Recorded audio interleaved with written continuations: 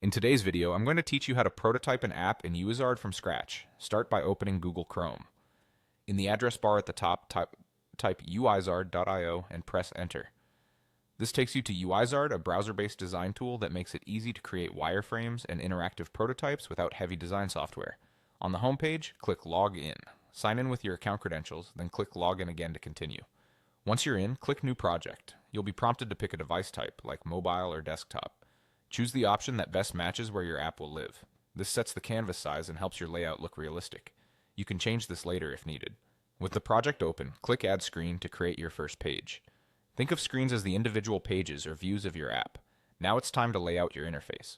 From the Components panel, drag and drop items like buttons, text, images, and input fields onto the screen.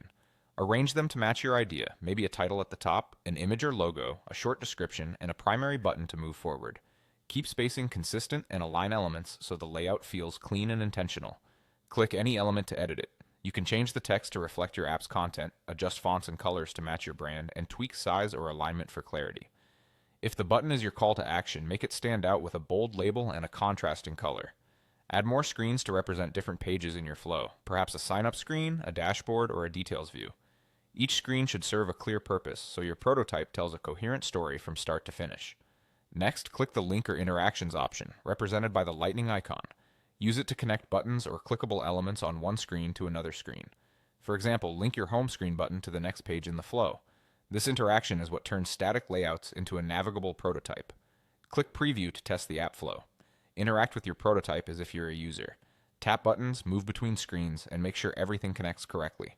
If something doesn't feel right, close the preview, adjust your elements or links, and test again. When you're ready to share, click Share or Export.